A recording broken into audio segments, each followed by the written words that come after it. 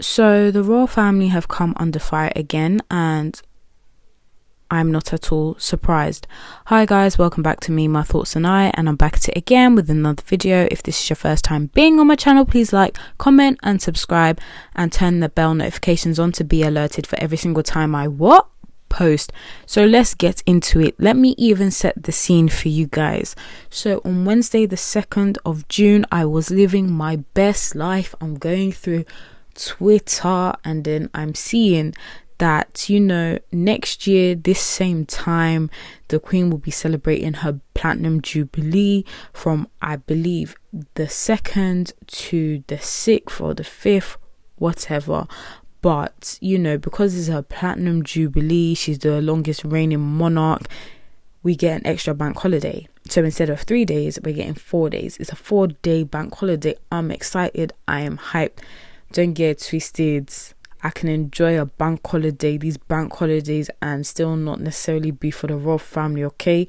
That's what I'm saying. And I was excited. I won't lie. I'm not even going to front. I was happy about it.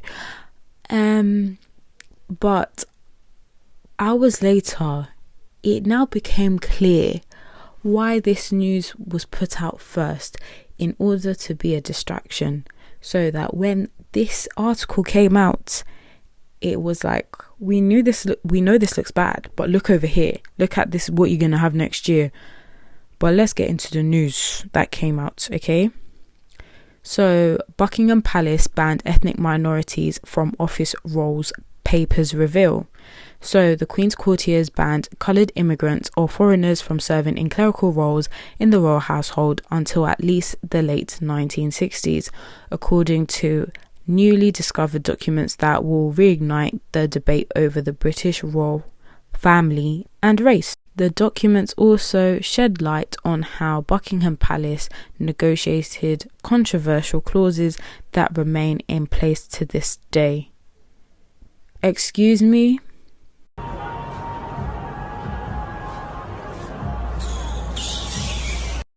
To this day, exempting the Queen and her household from laws that prevent race and sex discrimination.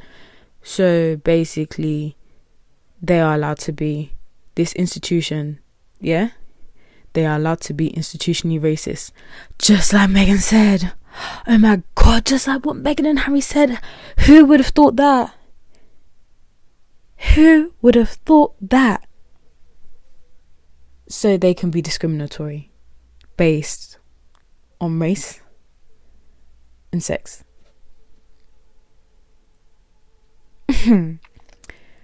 Right. And in terms of sex, I'm assuming it's gender, okay? Just in case that YouTube want to come for me. Gender, okay. So, they reveal in 1968 the Queen's chief financial manager informing civil servants that it was not in fact the practice to appoint coloured immigrants or foreigners to clerical roles in the royal household, although they were permitted to work as domestic servants. Of course.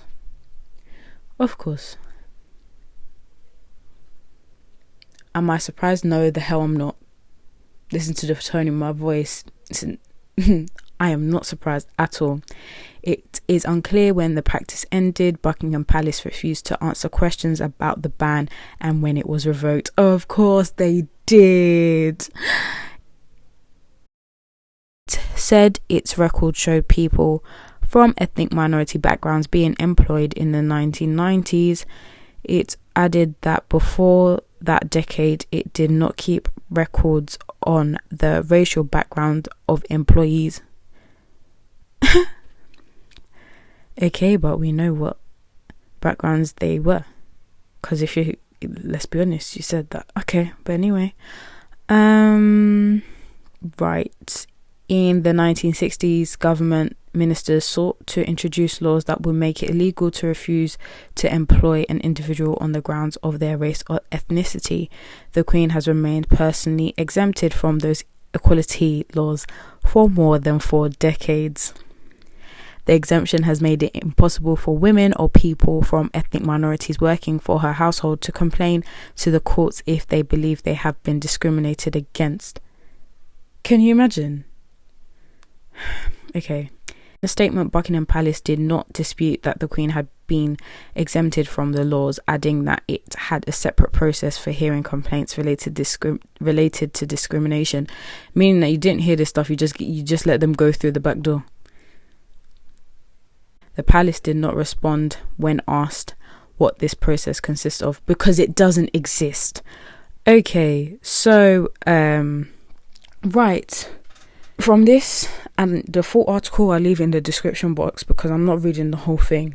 I gave you the main course of what this basically entails. Basically, or you can say the starter, if you will, however you want to take it. But basically, Harry did not lie. Harry and Meghan did not lie. Can you see? They didn't lie. This firm, yeah, this. All I'm gonna say is, if the Queen really cared then about this, then you wouldn't allow it. And if it is the other way around, of the firm runs you and you don't run it, then that needs to be changed. Because how can you be okay with this? How does this sit well with you? I'm not understanding. So okay, cool, Meghan and Harry didn't lie then. The same people that think that Harry's been brainwashed, he was born into this family. He knows the inner workings of this family, and you're going to say that he's lying and he's been brainwashed. Please, I beg. The way I see it, the only way Harry could see what was fundamentally wrong with this system, unfortunately, and this is how it is, is when you have a partner that is, of a different race, whether it's mixed race or, they're fully black or they're fully Asian, something like that. That's when you understand or you see the inequalities going on. Not everyone is going to end up with a partner that is of a different race to truly understand. That's why education is 100% important, okay? It's very important. And that's when Harry saw what was going on. But you guys want to say he's lying. So to Prince William that said that his family is very much not a racist family, let's insert the clip here. We know is that the royal family a racist family, sir? No, we're very much not a racist family. What have you got to say for yourself? What have you got to say for yourself? Because look at this. And guess what? This came out on the 2nd. It is now what? What day is it? Is it even the 4th? It is the 4th of June. There is nothing. I'm not hearing anything from William. There's nothing. You're very silent right now. And it speaks volumes. The whole royal family are very silent right now, and it speaks volumes. When people show you who they are, believe them. They don't care. In my view, they don't care, because this is another story that can be swept under the rug. The same way everything with Prince Andrew swept under the rug. The same way the Queen's cousin, what he done, allegedly selling his royal title to, get money, swept under the rug. I'm so sorry. But if you think this is 100% correct, and you think that, is the policies, is the firm's fault, and the royal family are 100% innocent, you're mad. Because they are complicit. This is just my 2 pence on the situation, and I'll see you in the next one.